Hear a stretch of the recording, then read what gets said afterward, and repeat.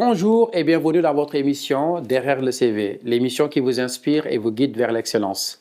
Aujourd'hui, nous avons le plaisir de recevoir ici dans ce plateau M. Medoun Mbeng, un expert dans l'administration. Medoun, bonjour. Bonjour, monsieur Thiam. Alors, vous êtes agent consulaire à l'ambassadeur du Sénégal depuis plus de 8 ans d'expérience et vous avez une belle carrière avec plusieurs missions. Donc, je voulais juste savoir qu'est-ce qui rythme votre quotidien et si vous pouvez revenir sur votre expérience. Bonjour, monsieur Thiam. Avant toute chose, permettez-moi de m'acquitter d'une dette de gratitude envers vous déjà. Vous êtes un ami, un frère. Donc, vous me donnez l'opportunité de venir et de faire rencontrer vos téléspectateurs et c'est le lieu de les saluer aussi. Merci. Donc, par rapport à l'expérience, comme vous l'avez si bien dit, je suis agent consulaire depuis 10 ans. D'accord. Donc, c'est une expérience qui est très palpitante, très exaltante, si bien que c'est difficile parce que prendre en charge les préoccupations des Sénégalais qui sont aussi exigeants n'est pas mince à faire, mais nous nous donnons le cœur patriote de les satisfaire. D'accord. Donc, si on rentre un petit peu dans le cœur de vos missions, vous êtes dans l'aspect tout ce qui est état civil. Oui, je suis au responsable de l'immatriculation consulaire, notamment au niveau des transcriptions de naissance. D'accord. Parce que nous avons des compatriotes qui vivent ici. Nous avons entre 5 000 à 8 000 naissances à déclarer chaque année. Ah oui. Donc, on a une grosse charge de travail qu'on est tenté de satisfaire. D'accord. Par-delà de ça aussi, l'état civil prend en charge l'immatriculation, tout ce qui est carte consulaire, la transcription des décès, des mariages et l'orientation juridique par rapport aux contentieux que vivent nos compatriotes. D'accord. Donc, point de vue logiciel, aujourd'hui, on est dans l'ère numérique. Est-ce qu'aujourd'hui, vous êtes assez outillé pour accompagner tous ces compatriotes sénégalais qui veulent des actes de naissance, mais qui veulent aussi des dossiers administratifs? Effectivement, comme vous le dites si bien, le monde post-Covid, c'est un monde qui nous impose la digitalisation. Bien sûr. Donc, effectivement, nous étions connectés. Je reconnais qu'il y a des choses à améliorer, mais quand même nous sommes connectés. Nous travaillons déjà avec un logiciel de stockage qui stocke des données, qui pratiquement comporte des rubriques par rapport aux activités que j'ai précitées tout à l'heure. D'accord. Je note également, vous avez fait des études, vous êtes titulaire d'ailleurs d'un double master en littérature et en Sciences Po. Qu'est-ce qui vous a poussé à faire des études dans ce domaine? Effectivement, je suis titulaire d'un double master en littérature, analyse discursive et francophonie. Mais aussi, je suis diplômé des sciences politiques. Notamment, je me suis spécialisé dans l'administration et management des territoires. Effectivement, ce qui m'a poussé à faire ces études, déjà, j'ai un père qui est enseignant. Donc, le savoir a toujours occupé une place de choix dans notre architecture familiale. Je pense effectivement à Pierre Bourdieu avec sa notion de l'habitus. Donc, il dit que l'habitus est une nature qui est un peu statuée par l'environnement social. Donc, quand vous avez un père enseignant qui vous pousse au niveau des études, il y a cet héritage. Il y a cet héritage que j'ai un peu hérité, en quelque sorte. Mais aussi, j'ai toujours été impressionné par des personnes comme Senghor. Et j'ai très adoré la littérature africaine. Parce que je trouve que la littérature africaine, ce n'était pas une littérature seulement qui nous permet d'écrire, mais c'est une littérature qui était une littérature de contestation qui nous a permis de mener l'élite de première heure. Par exemple, je pense à Nietzsche tout à l'heure, quand il disait que à quoi bon de dénoncer si on est en mesure de dénoncer. Donc, écrire aussi pour combattre, écrire pour porter des causes, c'est quelque chose qui m'avait inspiré. Et puis, je suis passionné de la politique. Très souvent, nous avons des échanges par rapport à la politique. Bien sûr. Voilà, donc je suis passionné par la politique. Après, je me suis inscrit en thèse, en doctorat. Je n'ai pas encore soutenu, mais depuis un certain moment, quand vous avez la famille, avec les activités professionnelles, ça ralentit un peu. Mais nous avons à cœur d'y aller jusqu'au bout. Et puis, voilà. Je note que vous êtes quand même en profil évolutif. Aujourd'hui, on voit cette évolution verticale, mais aussi horizontale par rapport aux différentes couches d'expertise que vous forgez au quotidien. Vous êtes enseignant, donc d'ailleurs en management de projet à IAG, donc Institut des Arts et de la Gestion de Paris. D'où vient cette envie toujours de transmettre ce savoir-faire? Oui, en toute humilité, je me suis dit que chaque personne est la somme de ses expériences et de son parcours. Donc, nous avons pu emmagasiner tout utile un peu d'expérience et nous vous avons transféré à nos aînés par rapport aux défis futurs. Donc, sur cette entreprise aussi, j'ai des compétences en management. Donc, depuis l'année dernière, effectivement, je dispense des cours au niveau de l'Institut de l'art et gestion de Paris. J'ai en charge les masters et MBA par rapport au management d'équipe, gestion d'équipe, au leadership aussi. Par ailleurs, aussi tout à l'heure, comme je vous ai parlé de mon profil, je suis très intéressé par les questions de géopolitique. Donc, j'interviens aussi au niveau de la géopolitique et des flux migratoires. Et un peu l'expérience que j'ai pu acquérir au niveau de l'administration française sur la mise en place des politiques de l'immigration. En parlant de politiques d'immigration, je note également dans votre parcours, vous avez travaillé avec la préfecture de Bobigny. Est-ce que vous pouvez revenir un petit peu sur les missions? Oui, effectivement. Au cours de ma formation, j'ai fait un stage de 6 mois à la préfecture de Bobigny, à la direction de l'immigration. Donc, où j'étais en charge des dossiers de naturalisation pour accéder à la citoyenneté. Donc, j'étais intéressé par la mise en place non seulement du cadre juridique par rapport à la citoyenneté française, mais aussi c'était le moment aussi de m'enquérir un peu de la mise en place des politiques publiques liées à la maîtrise de l'immigration au niveau de la France. Et comment, par rapport à l'immigration, par rapport à l'ouverture, mais comment à la préservation aussi de l'identité française et de la citoyenneté, on faisait dérouler les choses. Donc c'était une expérience qui était très exaltante et très passionnante aussi. D'accord, très bien. Toujours cet amour de revenir dans la préfecture, mais plutôt au niveau du consulat. Donc, aujourd'hui, quel est votre regard par rapport à ce consulat? Après 10 ans d'années d'expérience avec ce nouveau régime, il y a quand même une expertise qui s'est forgée.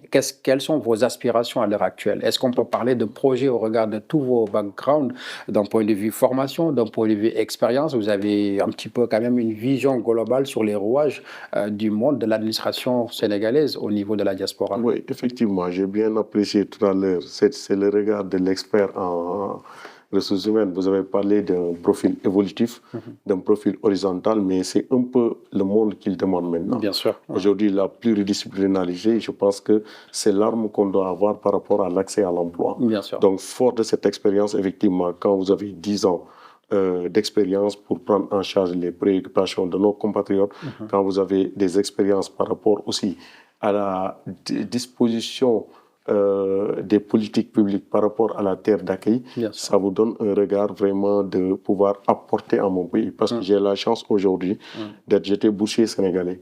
Donc je m'étais dit que quand l'État prend en charge mes études, d'expérience, j'espère le retourner au niveau étatique. Aujourd'hui, Dieu m'a donné cette possibilité de le faire et je lui en remercie et lui rends hommage également. Mais je disais qu'aujourd'hui, le consulat est une institution qui vient à son heure.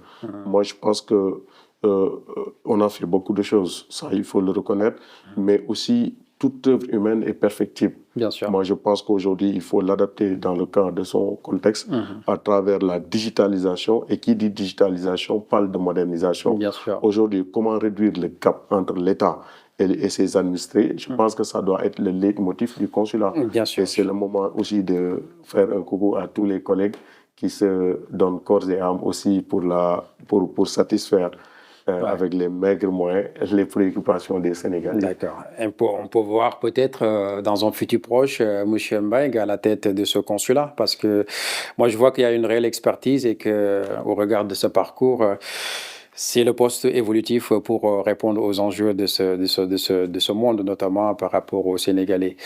Si je reviens juste sur une nouvelle question, vous avez quand même réussi à organiser les élections présidentielles du Sénégal, donc notamment entre 2021 et 2024. En quoi cette expérience professionnelle vous a plus marqué durant ce parcours? Je dirais que c'est une expérience qui marque le point le plus culminant au sein du consulat du Sénégal. Je pense que c'est la fête de mes expériences au sein du consulat. Parce que 2021 et 2023, comme vous le savez, c'était une année de transition difficile avec beaucoup de remous. Les administrés, les usagers avaient perdu un peu la confiance envers leur administration, parce que voilà, leur perception était de voir une administration qui était un peu encartée. Parfois, ce n'est pas le cas. Parfois, tel n'est pas le cas, parce que je connais beaucoup de gens qui sont dégoûtés, qui sont apolitiques, qui ne prennent pas, que leur seul parti politique, c'est l'État du Sénégal. Donc, organiser ces élections requérait beaucoup de hauteur, et surtout se placer au-dessus de la mêlée. On était un peu dans le cadre du management des sensibilités. Donc, fallait inventer avec les partisans, avec les partis pris, disons, avec les acteurs. Il fallait inventer un management collaboratif, une gestion collégiale, et pour remettre un peu la confiance des administrés à leur État. Et je pense que nous l'avons réussi en quelque sorte. Ça a permis l'élection du président Bassirou Diomaye Faye. Et je pense que c'est une élection qui montre encore une fois le savoir-faire de l'administration sénégalaise, parce que organiser des élections dans un contexte de tension, mais dans peu de temps, dans un temps aussi réduit. Et aujourd'hui, on a pu organiser la transition pacifique du pouvoir. Je pense qu'il faut tirer le chapeau bas de cette administration. C'est une fierté aussi de dire que j'appartiens à cette administration dont le savoir-faire n'est plus à démontrer en Afrique et dans le monde. Très bien. Merci beaucoup, c'est clair. S'il y a une anecdote à nous raconter, donc, qui vous a plus marqué durant votre parcours professionnel, ce serait quoi? L'anecdote que je peux raconter, c'est parfois, il y avait quelqu'un, en fait, qui, dans les manifestations qui faisait, à un certain moment, le consulat était une cible. Donc, je comprenais un peu, je comprenais pourquoi les gens étaient un peu passionnés. Les gars étaient venus faire des manifestations. Heureusement, les forces de l'ordre ont pu les stopper. Et la nuit, son père était décédé. Alors qu'on avait reçu une note de Dakar qui fermait les administrations à l'époque. Donc, avec le consul qui était en place, on était fermé logiquement. Normalement, administrativement, on pouvait dire qu'on est fermé. Mais quand je me déplaçais vers des heures tardives pour venir convaincre le consul de lui faire le document de rapatriement de corps, et quand il l'a eu, et j'en ai profité pour lui dire, voilà, attaquez votre consulat, c'est ça les conséquences. Bien sûr. Ouais. En quelque sorte, on a pleuré ensemble. Et c'est quelque chose que je ne vais jamais oublier. Ouais, c'est marquant. C'est marquant. On voit qu'au-delà du métier, c'est la passion, aussi c'est le social, le fait de répondre aux problématiques de nos compatriotes. Obligé, M. Thiam, parce que qui parle des Sénégalais parle de la problématique sociale en premier. Aujourd'hui, il y a une catégorie de Sénégalais qui sont là, qui ne sont pas malheureusement formés par rapport au digital, qui ne sont pas formés tout court par rapport, ils ont même des obstacles linguistiques. Donc, avoir affaire à ces gens-là, ça requiert avoir un grand cœur et de comprendre que les niveaux ne sont pas les mêmes et qu'on est là pour leur rendre service.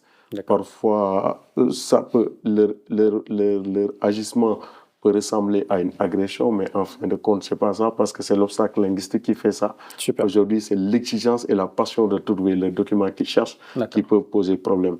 Mais d'habitude, il faut avoir le cœur, et puis si on n'a pas le cœur de le servir, je dis que ça va être difficile d'être. Oui, mais le métier n'aura pas de sens. Ok, s'il y a des conseils à donner à toutes ces personnes qui nous regardent, notamment les jeunes qui veulent quand même forger une carrière dans l'administration, dans les consulats, quels seraient ces conseils? S'il y a au moins deux conseils à donner à ces personnes. Je dirais que l'élection du président Diomaye Faye avec son premier ministre, je pense que ça ouvre une nouvelle ère en Afrique et au Sénégal en particulier. Aujourd'hui, il y a Jean-Paul Sartre qui disait « Le devenir rime avec la responsabilité ». L'homme n'est que ce qu'il se fait, l'homme est un projet. Pour dire qu'aujourd'hui, c'est vrai que le contexte est difficile. C'est vrai que nous vivons à une époque qui est extrêmement compliquée. Nous avons le monde post-Covid, nous avons aussi le monde des déflagrations avec la question ukrainienne, avec la question palestinienne. C'est devenu de plus en plus difficile. Et d'autres enjeux même qui se rajoutent au quotidien. Au quotidien. Mais je pense que des jeunes comme vous, par exemple, vous faites la fierté de notre pays, dans le sens où vous êtes en France, vous avez rencontré des choses, et je vous félicite même pour votre brillant livre que j'ai eu l'honneur de lire. Vous m'avez L'adversité, mon allié. Mon allié. Donc, j'ai un peu mesuré votre parcours, et moi, je pense que c'est des parcours qu'il faut mettre en exergue pour inspirer nos jeunes. C'est difficile, mais il faut oser. Et quand on ose, on va y arriver. Très bien. Mais on va revenir sur la dernière question. Quelle est votre vision future pour vos compatriotes au niveau de la diaspora? La diaspora. Moi, je disais, à l'image de l'oiseau de Calibri, je veux apporter ma pierre à l'édifice. Aujourd'hui, il y a un appel suite à la transition qui se passe dans notre pays. Bien sûr. Donc, je dis que nous avons acquis beaucoup d'expérience. Nous avons eu la chance de vivre dans un pays qui est un pays développé. Et j'ai l'habitude de le citer. Il y a un empereur japonais qui s'appelait Mutsuhito, qui disait que la meilleure manière de résister à l'Occident, c'est d'utiliser les mêmes armes que l'Occident sans renoncer aux forces morales et traditionnelles. Aujourd'hui, nous sommes venus, nous avons vu, nous les avons damnés dans les universités, nous avons acquis une expérience, nous avons fait un profil. Et moi, je dis que ce profil-là, je le mets à la disposition de mon pays. Et je sais que je comprends quelles sont les aspirations de nos compatriotes. Et là où je m'assois aujourd'hui, sans prétention aucune, je peux dire que j'ai l'essentiel des solutions qui peuvent régler leurs problèmes et que je me mets à la disposition, comme d'habitude, de mon pays.